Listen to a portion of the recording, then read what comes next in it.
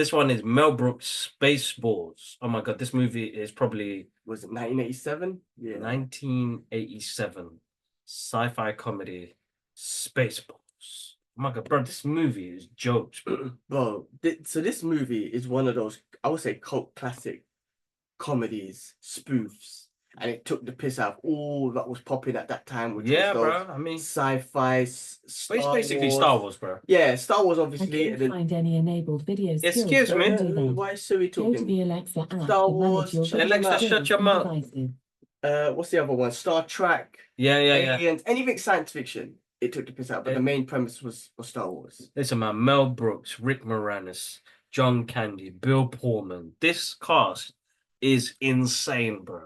And what they put together here, I can't think of anything else funnier, bro.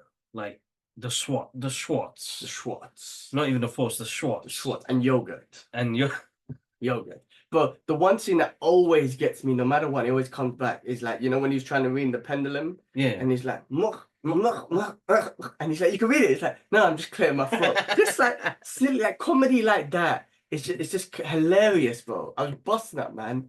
I mean, it's hilarious. And then Rick Moranis, I think they even it said it in the movie, like, oh, we'll make a number 2 for the money, like, make more money or whatever they call it. Yeah. But like, they're not gonna do. I mean, obviously, rest in peace, John Candy. Yes. A few people passed away, but also Rick Moranis is retired and whatnot. But even his character, bro, was hilarious, man. The helmet, Lord Helmet. Yeah, Lord Helmet. And he's using the Schwartz on people's on the crutch area. The clutch areas. Every time someone had to give him bad news, they're like, sir, we have to do that. Oh, it's hilarious, man. Even the guy from Police Academy was in it. He does the voices. Michael. I just had it up on there. There, he's right there. Yeah. Yeah, but that's what I'm saying. The comedy in this movie is not like, you know how we had comedy like the Seth Rogen comedy, Michael Winslow, where the dialogue is hilarious, right? Yeah. This was comedy where, you know, visually and it was that silly comedy. Yeah. But that stuff makes me laugh, man. When he's on the mic, he's like, and they take the mic off him, and he's like, but it just makes me laugh, bro, man. Absolutely hilarious. This movie is cult classic. Listen, there's again major scenes in there that always gets me. They replicate the alien scene after the food, and then hello, my baby, hello, my Danny, which is absolutely hilarious. You know, the take on Chewbacca and Han Solo is brilliant. Yeah. The back and forth that they have as well, which is great. You listen, man, I can't fault this movie. Like, it's a spoof. They call them spoof movies.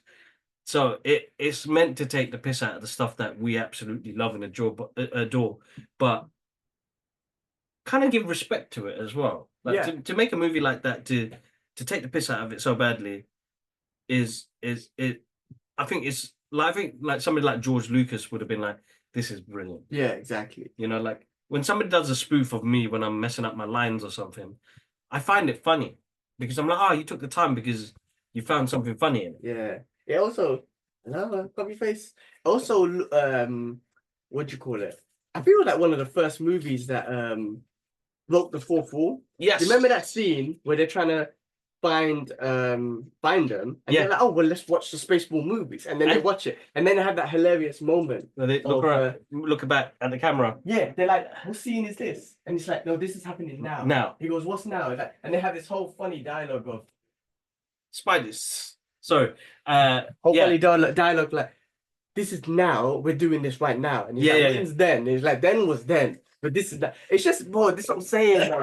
They play on words really well. I think comedy back then in that era was like peak, bro, because they actually got away with stuff that I don't think they'd get away with now, bro. Well, you'd say that, man. There's that scene when they were like, comb the desert. So you got everyone combing the desert, and then you come to the two brothers, and they got an afro comb, and he's like, have you seen anything? We ain't seen shit. This is freaking hilarious. Fucking hell, we ain't seen shit. And I'm like, it's just, bro, it's just hilarious, man. Again, I don't think you could get away with it nowadays. So people just get offended, but yeah. I love that. Oh my God. Be offensive, man. I think that's what films are. And I think Dave Chappelle said it. Yeah. The best way was like, it's a way of expressing. Yes, it's a moment where I say something fucked up, but you got to have a sense of humor about it. If it's a movie, but if this was like a news show and everything I'm telling you is really what I'm telling you, and I say some fucked up shit, that means I'm being offensive. But if it's a comedy movie, right, where you're supposed to make people laugh, you're supposed to take the piss out of things. That's the whole game of it. All right, so you can sit back and laugh at a real world issue, which some of them, yes, is fucked up, right? But you're making comedy, you're making something aware as well that you're like there are racist people out there, right? But you're laughing at them in a sense, like you're exposing how silly it is to possibly be racist or make stereotypes or whatnot.